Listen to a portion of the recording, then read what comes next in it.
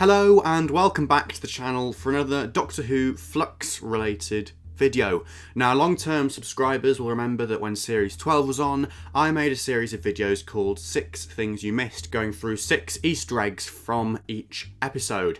And those videos went down pretty well, so I've decided to bring them back for Series 13, or Flux, albeit in a slightly modified format. So this time, rather than getting 6 things that you might have missed in the episode, you're going to get every single reference to a previous episode, or Doctor, or Companion, or Monster, or whatever, to the best of my knowledge, of course. There might be some things that I've glossed over unintentionally, but to all intents and purposes, these videos are going to be pretty comprehensive, or at least that's the plan. So without further ado, let's get going with a deep dive into the first episode of the series, the Halloween Apocalypse.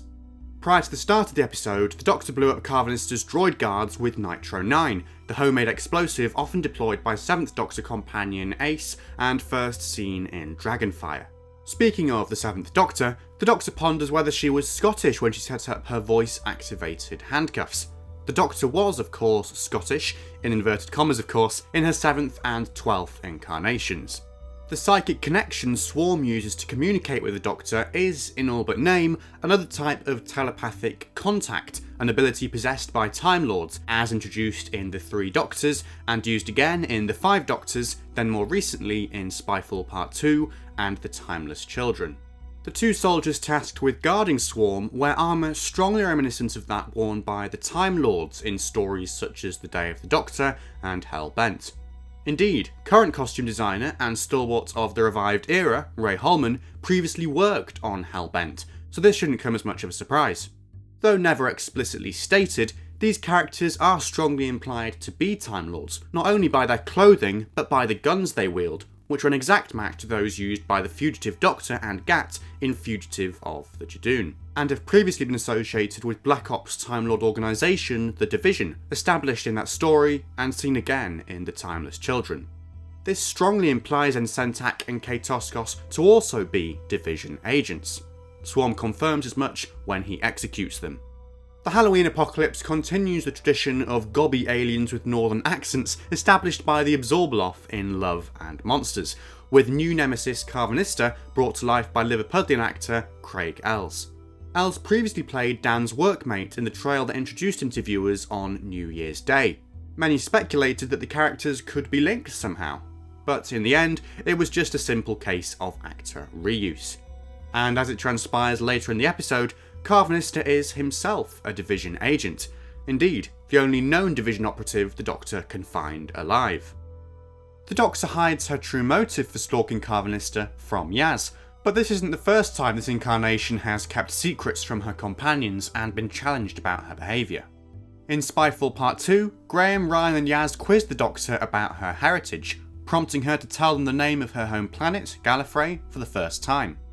In Fugitive of the Judoon, after further prompting, she admits to searching for the Master in her spare time, and returning to Gallifrey when alone. Yaz chastises the Doctor at the end of the episode for claiming that Ryan doesn't know her, and again in Revolution of the Daleks after she accidentally abandons her for 10 months. With the Doctor now keeping her encounters with Swarm to herself, it looks like things are only going to get rockier between the pair as Flux progresses. When recounting how to stay safe around a Weeping Angel, new character Claire paraphrases the video message delivered by the 10th Doctor in the very first Weeping Angel story, Blink, and directly quotes the now iconic instruction, "Don't blink." The observation outpost Vinda is assigned to shares its name with the first companion of the revival, Rose, as played by Billie Piper. Currently, it's not clear whether this has any wider significance. The voice of Vinda's computer sounds suspiciously like the voice of the Rhesus 1 computer from the Saranga Conundrum, which was played by crew member Karis Doyle. In both episodes, the computer voice is uncredited, so we can't know for sure that it's the same person this time round, but I'd say it's likely. The Doctor uses a crisp packet containing leftover hopper virus particles to take out the security systems on Carvanista's ship. This is, of course, a reference to fan favourite episode Orphan 55, in which the Doctor caught a hopper virus in a crisp packet after it infected Ryan.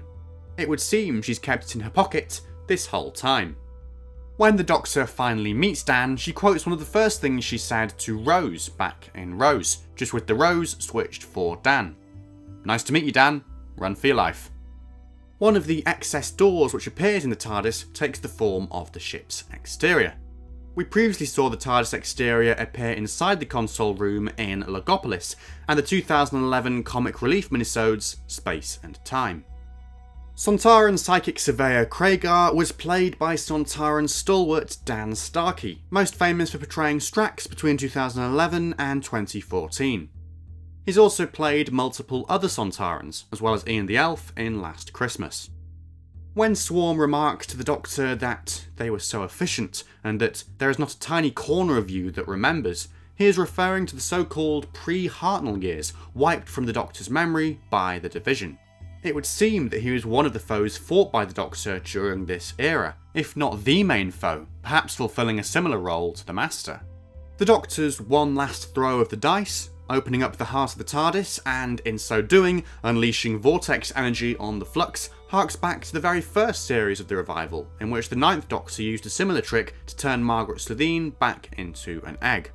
The heart of the TARDIS was summoned once again by Rose in series finale The Parting of the Ways, in order to turn her into the Bad Wolf.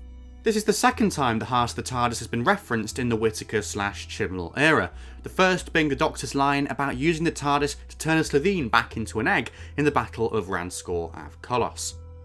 And last but not least, at multiple points across the story, the Doctor bashes the TARDIS console with a mallet, a piece of kit which adorned the 9th and 10th Doctor's console room and was most famously used by Donna to take out Sontaran in The Poisoned Sky. And there we have it, every Doctor Who Easter egg from the Halloween apocalypse, to the best of my knowledge, of course. If there are any glaring omissions that I have somehow glossed over, then please be sure to let me know in the comments section below. Please also like the video if you enjoyed it, and subscribe for more Doctor Who Flux related content. And I'll see you next week, if not before, for everything you missed in War of the Sontarans. But until then, thank you so much for watching, and goodbye for now.